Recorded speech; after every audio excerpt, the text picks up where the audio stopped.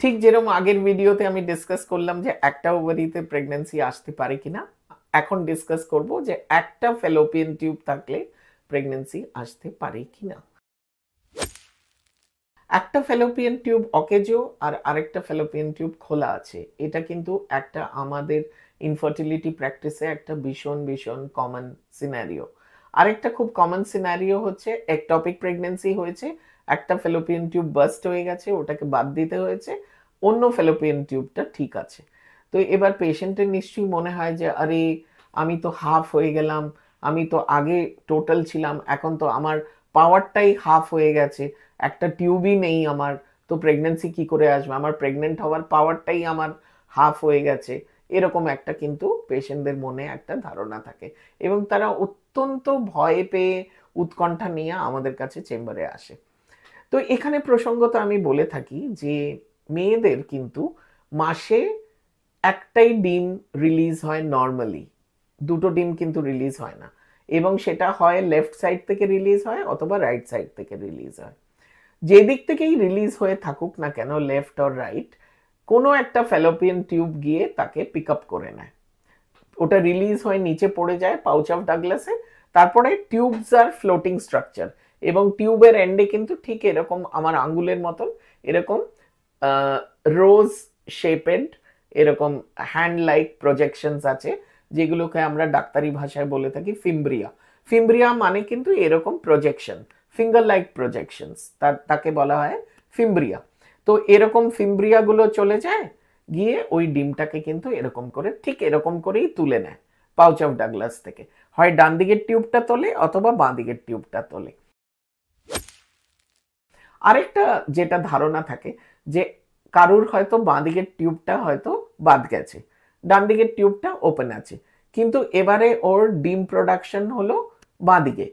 তো ওর ধারণা যে যেহেতু বাঁ দিকের টিউবটা নেই সেই জন্য এই সাইকেলে প্রেগনেন্ট হবে না, but that is not true at all. যে ওভারি থেকে ডিম্বাণুটা ফেটে গিয়ে নিচে পাউচ অফ ডাগলাসে পড়ে যায়।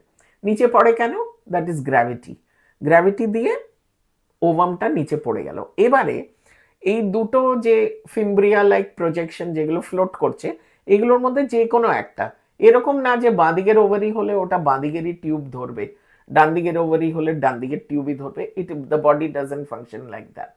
যে দিক থেকেই ডিম আসুক না কেন, ফ্যালোপিয়ান টিউব যেই ফ্যালোপিয়ান টিউবই থাকুক না কেন, সেটা গিয়ে কিন্তু ওটাকে পিক আপ করতে পারে এবং পিক আপ করে তারপরে ওটাকে ট্রান্সফার করে, আর সেখানেই ফার্টিলাইজেশনটা হচ্ছে। সুতরাং একটা টিউবই যথেষ্ট প্রেগন্যান্সি আসার জন্য, কিন্তু একটাই জিনিস, টিউবটা হেলদি হতে হবে আর টিউবটা খোলা থাকতে হবে। তো হেলদি হওয়া মানে স্যালপিং এর ভেতরে যে স্ট্রাকচারটা সেগুলো হেলদি হতে হবে, ওর মাসেলগুলো ঠিক হতে হবে যাতে ডিমটা ও ট্রান্সপোর্ট করতে পারে ইউটেরাসে, স্পার্মটাকেও ওখানে ও জায়গা দিতে হবে যাতে ডিম্বাণুটাকে ফার্টিলাইজ করতে পারে। So the tube has to function normally and structurally normal hote hobe.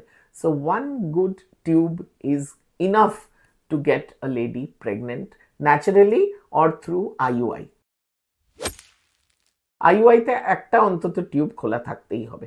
তো দুটো টিউব খোলা থাকলে ভালো, যেরকম আমি বলেছিলাম ওভারির ভিডিওতে যে স্টেপনি, ভগবান আমাদের একটা স্টেপনি দিয়েছে, একটাই যথেষ্ট কিন্তু দুটো দিয়েছে, একটা এক্সট্রা দিয়েছে, স্টেপনি দিয়েছে।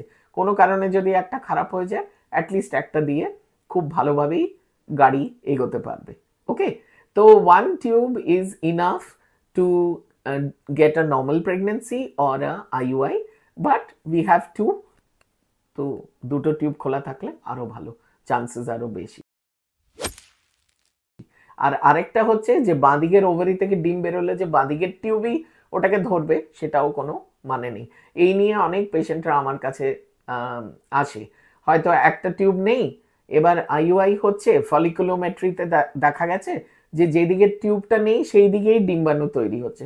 তখন ওরা এসে জিজ্ঞেস করে, ম্যাম এই সাইকেলে কি IUI আপনি করবেন, IUI কি সাকসেস হবে?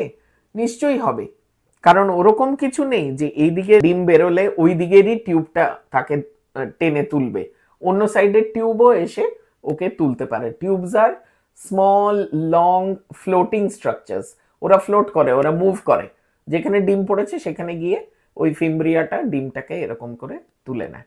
তো সুতরাং এই দুটো আমার মনে হয়েছে মিসকনসেপশন আমি পেশেন্টদের মধ্যে দেখে থাকি ডে টু ডে প্র্যাকটিসে।